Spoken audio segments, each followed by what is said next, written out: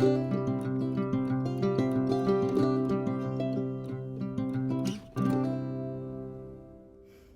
and welcome to my channel. My name is Jen.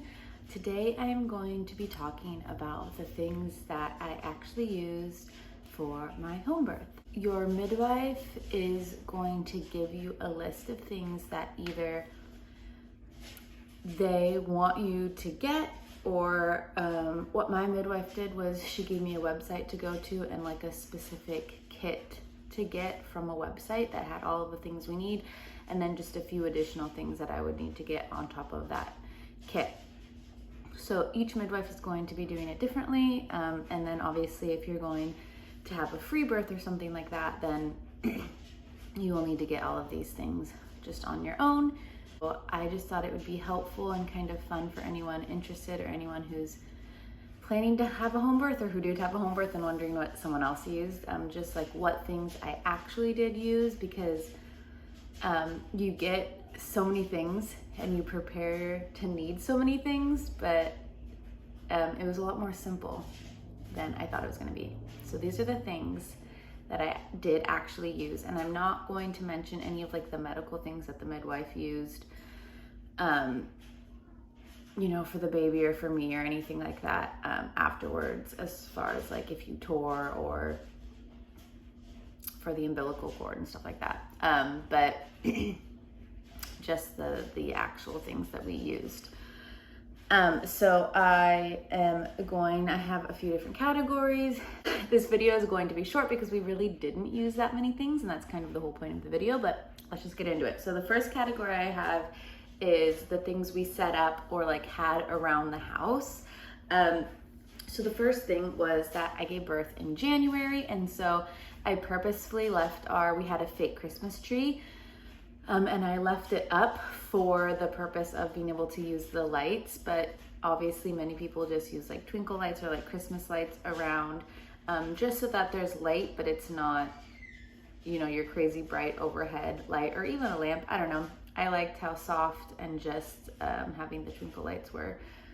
So I used that, and then the potty pad, the like dog potty pads, chuck pads. Is it chucks or chuck pads? I don't know. I just call them doggy pee pads. But we had those set up around the house. So like anywhere that I would be walking, like from the birth pool over to like couch in the living room was where we really used them, or like after you give birth, if you're getting up to like walk to the bathroom, or like, yeah, multiple different things. But the potty pads, and then a waterproof liner, or like one of the clear shower curtains. We laid that. We had one under the birth tub, which I didn't even technically end up using, so I'm not even going to include the birth tub. But you know, when we set it up, we had one of those waterproof liners under the birth tub, and then we also had one in the living room over our living room rug. So that, and then we also had one on our bed just in case. So we had 3 of those that we used, and then that's all. That's all as far as like set up around the house while I'm in labor, while I was like pushing and stuff like that. So that's really all we had. As far as pain management / positioning things that helped me while I was in labor, all I used was the birth ball, a yoga ball, the birth ball. I used that on the couch, and I like leaned over it, and then I was like on my knees while I was pushing in the living room. And then knee pads. My midwife actually had these in the car because I was on my knees pushing for so long and it was starting to hurt. So they got me those little foam like knee pads, and that was really helpful actually. So that's the only thing I used in the pain management / position category. I got the combs because I had heard a lot of people talk about the combs to help, but I never used them, so I don't know. And then the last category I have is for right after the delivery, what we used, and that was extra pillows, extra blankets, extra towels, and then having a snack ready for yourself because you're gonna want to eat something, ideally something balanced with like high protein and some carbs, maybe some fat, but really the protein and the carbs to just give you back some of that energy.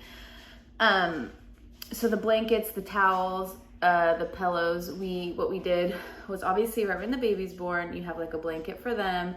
And then I was on the living room floor, and they had me really wherever you're gonna be, they're probably gonna have you move either onto the couch if that's closest, or onto your bed if you're not there already.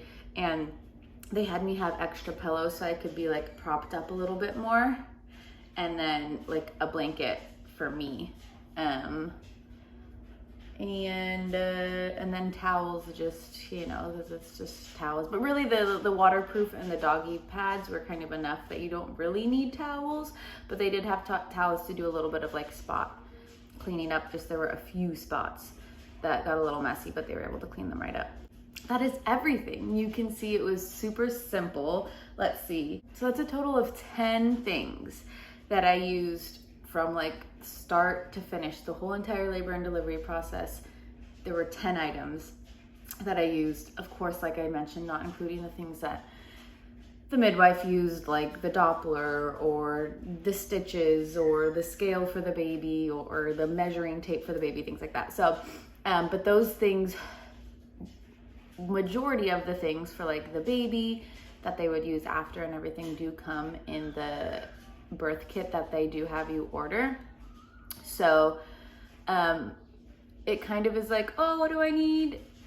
But when you get to that point in pregnancy, your midwife just gives you a list, and then it's actually super simple. So but yeah, I hope that was helpful and just informative of what was actually used in a real life home birth. But yeah, I hope that was helpful, and thank you for watching, and I'll see you next time. Bye.